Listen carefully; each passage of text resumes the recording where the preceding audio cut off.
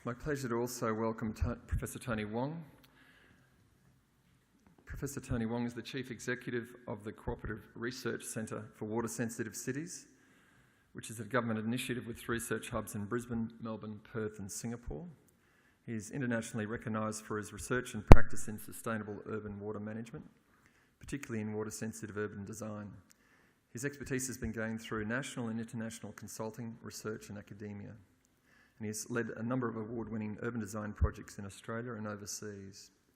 Tony received the prestigious Engineers Australia Sir John Holland Civil Engineer of the Year of the Award, and was cited as having defined a new paradigm for the design of urban environments that blend creativity with technical and scientific rigour. Tony provides strategic advice to national and international governments and industry on sustainable urban water management. He's previously served on the Prime Minister's Science, Engineering and Innovation Council Working Group for Water for Cities. Titled Water for Life, Water for Livability, Tony will be discussing the subtlety of water management in cities in underpinning public health, urban livability. He'll also cover the full spectrum of challenges in urban water management, from water supply security for both potable and non-potable, water consumption to protection from flood hazards, to the prevention of pollution of our water environment, to managing water to enhance sustainability, resilience and livability. Please welcome Tony. Thank you, Richard. That pretty much covers everything I wanted to say, really. But by way of background, I'm delighted to be here, and of course, delighted to be in, well, I think, in a company of really eminent top medical researchers, and I'm a civil engineer, and I feel really delighted to be here. I'm a civil engineer that also have had a career looking at water research, and I'm quite quick to grasp the accolade and to remind everyone in the audience that it was through good water management that ultimately commenced this whole question of public health, community health. You know, how cities are built. Cities are located and built because of access to fresh water. And as a city grows because of its access to fresh water, it is through sanitation that was able to sustain that city. And that's only not that long ago, 100 odd years ago, whereby the water management through the provision of sanitation has improved public health, which then enables cities to be sustained. It wasn't that long then, in terms of with increasing population growth, that we find that many cities introduce drainage systems to enable city to continue to grow and expand beyond its readily developable land. And that's why you find how a city evolves always is, with a few exceptions, located close to a source of good water supply. And you can travel anywhere in developed cities, and I'll talk about developing cities in a minute. You will actually recognize the signature of that history. You turn on the tap, there's water. Most of the time you can drink off the tap. You flush the toilets, and there's the sewage system.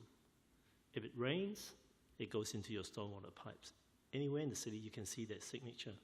And we survived that really well in the past, but because of the sequential evolution of cities, you find that our institutions reflect that sequential evolution.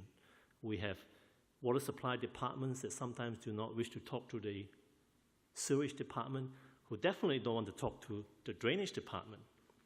Now, in the last 15 years, you can see where that whole fragmentation has really caused us a lot of trouble in our ability to move forward into a period of uncertainty, perhaps due to climate change, perhaps just simply due to the fact that we have a lot more population now.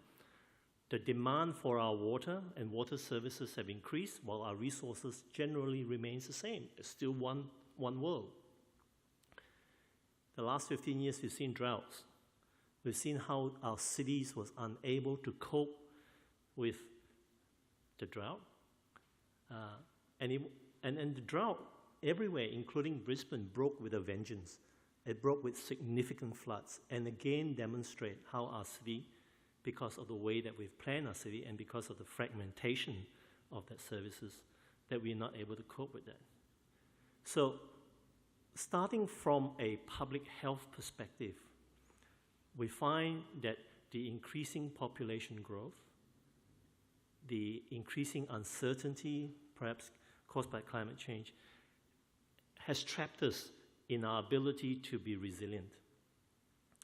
Now, along that process, as a society becomes more and more affluent, you find that the society's demand for a better quality environment comes into play. You see many developed cities spending a lot of money trying to recover and convert the concrete drains that they built back to natural rivers at expensive, significant expensive costs. A really good example is the city of Singapore, who recently spent $73 million converting 3 kilometers of drain back to a natural park, simply because you increase population, increase density. There's a real cry for improved public realm. And this is pretty much what Professor Yu was talking about in terms of trying to bring nature back into our city, because it is as much about providing a level of livability as it is about water for life. We may start our journey looking at water for life, but we are at a point whereby we need to consider water for livability. So you find that many of our developed cities are actually facing an institutional challenge in terms of how do we reconsider the way that we would govern and administer our water resources in a way that recognize that our cities ought to be viewed as water supply catchments. Water supply catchments that has the capacity to cleanse water that falls on our city and not just go into the pipe. The introduction of green infrastructure, as Professor Yu said, are elements that could beautify our city, could cleanse our water, create healthy environment, and wait for it, address the next looming challenge in our city. And that is the occurrences of heat waves. Many Australian cities are predicted to experience significant more heat wave days, and more importantly, significant consecutive days of heat wave conditions. Research data have already developed and been able to demonstrate that the greening of the cities and keeping water in our landscape has a significant cooling effect on our city. Some of you may have heard of the whole issue of urban heat island in our cities. And so we now basically are faced with a situation whereby our cities can no longer be framed just by the grey infrastructure, the roads, which is how cities have been framed for years. How we look at developing a city through a network of roads. We need to think about how we develop a city through a network of blue and green corridors. Corridors whereby green spaces are actually bringing greenery into a city, better water quality, better air quality, but at the same time, those green corridors are in fact going to provide safe passage for flood waters draining from our city. And those very green corridors are also kidneys in our city that cleans the water as it falls onto our city. The opportunity to create that kind of a water-sensitive city is in fact much greater in our developing cities, because they are not encumbered by the institutions that we face because of the whole legacy of the progressive evolution of water services throughout the history of a city. That, in fact, is the scope and the mission of the CRC for Water Sensitive City. While Richard is probably right in that there's no research investment in city, there are, in fact, a lot of research investments in elements of disciplines that contribute to a city.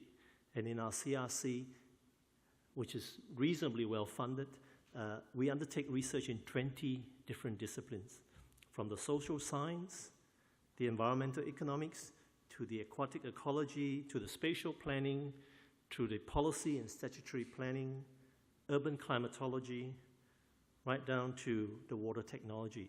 All of those elements are actually very important in their own right. But the key is that our city is a melting pot, and the process of urban design and architecture, in fact, is the integrative platform that captures all of those learnings and deliver it in a way which will shape future cities. So I start from a story of water for life and finish with the story of water for livability, which is where we will be heading.